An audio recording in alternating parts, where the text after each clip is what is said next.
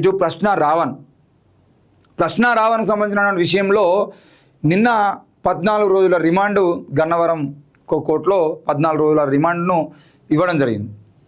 ఎందుకు మరి అంతకుముందు 4 సార్లు 4 కేసుల్లో బెయిల్ వచ్చింది కదా, ఈసారి ఎందుకు ఆయన జైలు పోవాల్సి వచ్చింది అని అంటే కేవీఆర్ కేవలం అరెస్టు కాగానే కోర్టుకు పోగానే కనీసం కోర్టులోకి జడ్జి రాకుండానే ఆమె ఛాంబర్లో ఉండి అంటే కోర్టు జడ్జి గారి ఛాంబర్లో నుండే 14 రోజుల రిమాండ్ ఇవ్వడం జరిగింది. ఎందుకు ఆడ కేసు నారాలో కేసుది కాబట్టి. కానీ పవన్ కళ్యాణ్ విషయానికి వస్తే పవన్ కళ్యాణ్కు సంబంధించిన విషయంలో 4 కోర్టులలో ఫస్ట్ పిఠాపురం, సర్పవరం, ఇట్లా అమలాపురం ఇవి ఏవి చూసుకున్నా కూడా మచిలీపట్నం ఇవి 4 కోర్టులలో ఆయనకు బెయిల్ వచ్చింది. ఎందుకు వచ్చింది? ఈయన మాట్లాడినటువంటి మాటలు ఏవైతే ఉన్నాయో ఆ మాటలన్నీ కూడా 100కి 100% పవన్ కళ్యాణ్ మాట్లాడిన మాటలే అని జడ శ్రవణ్ గారు నిరూపించారు. కోర్టులు కూడా నమ్మినాయి. రెండోది ఏంటంటే పవన్ కళ్యాణ్ విషయంలో ఏ విషయాన్ని సీరియస్ చేసుకున్నా కూడా పవన్ కళ్యాణ్ జైలు పంపించేటువంటి కేసులు కూడా పెట్టాల్సి వస్తుంది అని చెప్పేసి కోర్టులు కూడా నమ్ముతున్నాయి. ఈరోజు ఏలూరు సభలో రావణ్ అనే వ్యక్తి మాట్లాడినటువంటి మాటలు ఏవైతే ఉన్నాయో ఆ రావణ్ మాట్లాడిన మాటలు కేవలం ఆయన మాటలు కాదు, అవన్నీ కూడా పవన్ కళ్యాణ్ మాట్లాడిన మాటలను తీసుకొచ్చి ఈయన ఇక్కడ ప్రజెంట్ చేయడం జరిగింది. మరి ఈయన మీద కేసు అయితే, ఈయన దేశద్రోహి అయితే పవన్ కళ్యాణ్ ఏంటిది అనే ప్రశ్న ఈరోజు కోర్టుల ముందు పవన్ కళ్యాణ్కు సంబంధించిన విషయంలో జడ శ్రవణ్ గారు పెడుతున్నటువంటి ప్రశ్నలు. ఈరోజు రావణ్ మాట్లాడింది తప్పైతే పవన్ కళ్యాణ్ మాట్లాడింది ఏంటి? మరి పవన్ కళ్యాణ్ కదా రెచ్చగొట్టింది, చెప్పులు చూపిస్తాం, అటు ఇటు కొడతామని చెప్పేసి చెప్పినటువంటి మాటలు ఏవైతే ఉన్నాయో అవి పవన్ కళ్యాణ్ డైలాగులు కదా. పవన్ కళ్యాణ్ డైలాగులోనే యాజ్ టీజ్గా మాట్లాడినటువంటి రావణ్ది తప్పైతే పవన్ కళ్యాణ్ ఏంది? ఈరోజు చాలామంది మాట్లాడుతూ ఉన్నారు, ఏంటి రావణ్ రెచ్చగొడతా ఉన్నాడు, తప్పుదారిలో ప్రయాణం చేసేటట్టు యువతను రెచ్చగొడతా ఉన్నాడు, దేశం మీదనే మొత్తం యుద్ధం ప్రకటించాలని అంటున్నాడంటే అవన్నీ ఈరోజు రావణ్ మాట్లాడుతున్న మాటలు కాదు, అవన్నీ పవన్ కళ్యాణ్ మాటలు. వీటిని కూడా అర్థం చేసుకోవాల్సిన అవసరం ఉంది. నిన్న కొంతమంది అయితే దేశద్రోహం అని చెప్పేసి నేను దేశభక్తుని కాదు అని చెప్పేసి ఇంతకుముందు ఆయన చేసినటువంటి వీడియో ఏదైతే ఉందో ఆ వీడియోను చూపించి సగానికి కడిగేసి చూపించడానికి ప్రయత్నం చేస్తున్నారు. మనం ఒకసారి ఆ వీడియో చూద్దాం. నేను దేశభక్తుడిని కాదు, నాకు దేశం అంటే భక్తి లేదు. మీరు కరెక్ట్ గానే ఉంటున్నారు. నాకు దేశం అంటే భక్తి లేదు, నేను దేశభక్తుడిని కాదు. ఇక్కడి వరకు వాళ్ళు వినిపిస్తున్నటువంటి డైలాగ్. అసలు దీని తర్వాత ఏం మాట్లాడినది కదా మెయిన్ ఇంపార్టెంట్. ఇప్పుడు దాని తర్వాత ఏం మాట్లాడిన ఒకసారి చూద్దాం. అసలు దేశం అంటే భక్తి ఎందుకు ఉండాలి? భక్తి ఉండడం అంటే నాకు దేశం మీద గౌరవం ఉంది. దేశం మీద గౌరవం అంటే అదేదో దేశంలో ఉన్న మట్టి మీద గౌరవం కాదు, దేశంలో ఉన్న మనుషుల మీద గౌరవం. అంటే కులాలు, మతాలు, ప్రాంతాలు, వర్ణాలు, వర్గాలు ఇవేమీ చూడకుండా మనిషిని మనిషిలా చూస్తూ మనిషిని మనిషిలా గౌరవిస్తూ ఉండటం, అది నేను దేశానికి ఇచ్చే గౌరవం.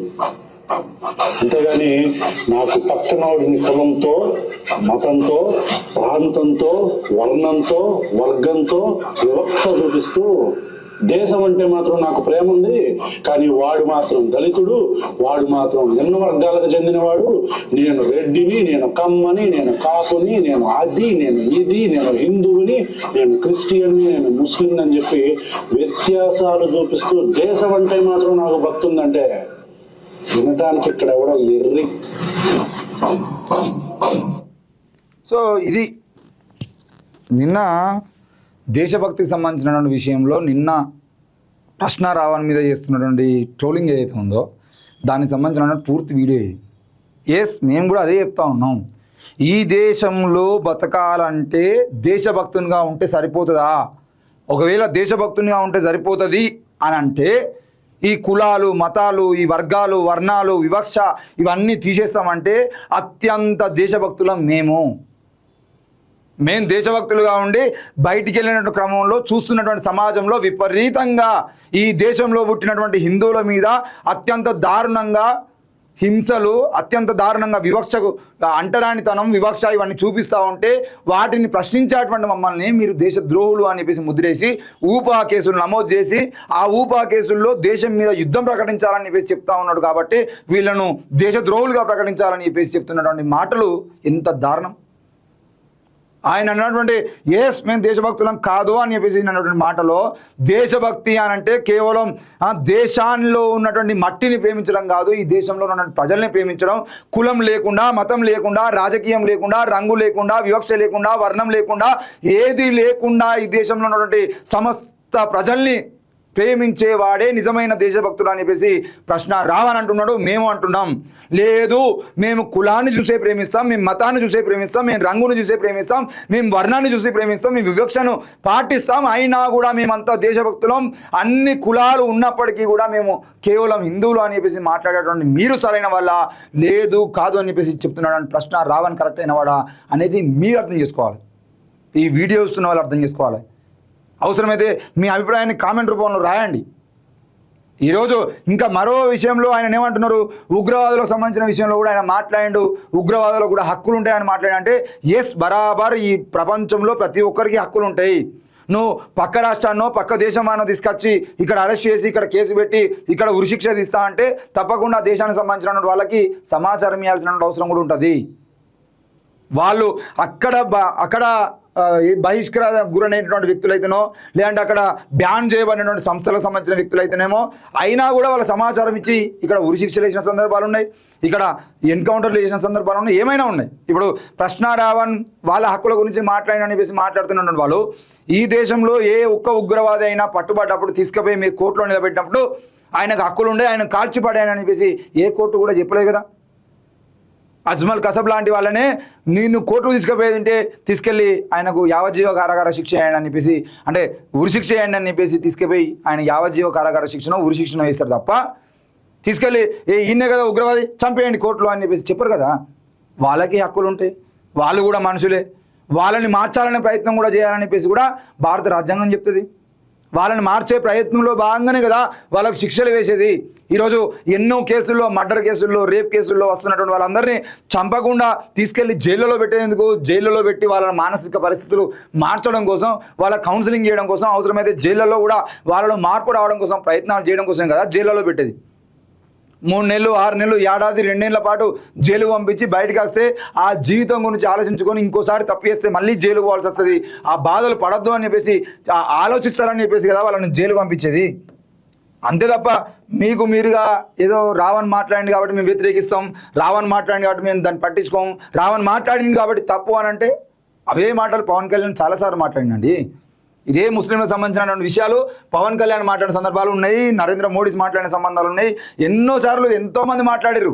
ఈ దేశంలో ఎవరు ముస్లింల గురించి మాట్లాడకుండా లేరు. ముస్లింలను వ్యతిరేకిస్తాం, క్రిస్టియన్లను వ్యతిరేకిస్తాం, నాస్తికులను వ్యతిరేకిస్తాం, కమ్యూనిస్టులను వ్యతిరేకిస్తాం. మరి మీ నాయకులు ఎన్ని సందర్భాల్లో కమ్యూనిస్టులను కలిసిరు, ఎన్ని సందర్భాల్లో నాస్తికులను కలిసిరు, ఎన్ని సందర్భాల్లో గద్దర్ చచ్చిపోతేనేమో నరేంద్ర మోడీ సంతాపం ప్రకటిస్తాడు, అదే గద్దర్ను అమిత్ షా విమర్శిస్తాడు. గద్దర్ బతుకున్నప్పుడు ఈ జన సైనికులు గద్దరు సంబంధించిన విషయంలో ఒక పవన్ కళ్యాణ్ మాట్లాడినప్పుడు ఒక కామెంట్ పెడతారు, మళ్ళీ గద్దర్ పాటలు వింటున్న క్రమంలో వీళ్ళు ఇదే పవన్ కళ్యాణ్ జనసేన సైనికులు మాత్రం వేరే కామెంట్లు పెడతారు. నాకు ఆదర్శమైనటువంటి వ్యక్తి అని చెప్పేసి పవన్ కళ్యాణ్ చెప్పినప్పుడు సూపర్ జోహార్ గద్దర్ అని చెప్పేసి కామెంట్లు పెట్టిన వాళ్ళే భారతదేశం భాగ్యసీమర అనే పాటలో భరత మాతను బజారు కీడ్చిన బాడకావులీల్లో అనే మాట వచ్చినప్పుడు మాత్రం వీళ్ళు యాక్సెప్ట్ చేయకుండా గద్దర్ మీద కామెంట్లు చేస్తూ ఉంటారు, దేశద్రోహి అని కామెంట్లు చేస్తూ ఉంటారు. సో మీకంటూ ఒక మైండ్ సెట్ లేకుండా దేశం గురించి మాట్లాడి, హక్కుల గురించి మాట్లాడి, ఇక్కడ ఉన్నటువంటి భారత రాజ్యాంగాన్ని ప్రేమించి భారత రాజ్యాంగం ప్రకారం ఈ దేశ పాలన కొనసాగాలని చెప్పేసి మాట్లాడేటువంటి వాళ్ళ మీద, కులాలు మతాలు వివక్షలు లేకుండా ఈ సమాజం ముందుకు పోవాలని చెప్పేటువంటి వాళ్ళ మీద మీరు ఎన్ని కుట్రలు చేసినా కూడా తప్పకుండా ఆ కేసులన్నీ కొట్టివేయబడతాయి. ఆ విషయాన్ని కూడా మీరు గుర్తుపెట్టుకోవాల్సిన అవసరం ఉంది. 4 సార్లు బెయిల్ వచ్చినటువంటి వ్యక్తి మీద మీరు ఊపా కేసు పెట్టి జైలు పంపించే ప్రయత్నం చేస్తే అది పెద్ద విషయమేం కాదు. ప్రశ్న రావని పోతే ఇంకోరు పోయి చిరంజీవి రాజకీయాల్లోకి వెళ్ళి పక్క జరిగిన తర్వాత పవన్ కళ్యాణ్ లేడా? పవన్ కళ్యాణ్ తర్వాత ఆయన వారసుడు రాడా? మనం ఆయన జెండాలు మోయమా? చిరంజీవి జెండాలు మోసినాం, పవన్ కళ్యాణ్ జెండాలు మొత్తం, రామ్ చరణ్ జెండాలు మొత్తం, వాళ్ళ తర్వాత వాళ్ళ కొడుకో బిడ్డ వస్తే వాళ్ళ జెండాలు మొత్తం, మన జీవితం మొత్తం జెండాలు మోస్తూనే ఉన్నాం కదా. ఇంతే ప్రశ్నలు కూడా అంతే. ప్రశ్న పోతే రావణ్ పోతే ఇంకో ప్రశ్నించడానికి ఇంకో గొంతు వస్తుంది. ఆ విషయాన్ని మీరు గుర్తుపెట్టుకుంటే బాగుంటుంది. ఇక మానని చేసేటువంటి ప్రయత్నం చేద్దాం.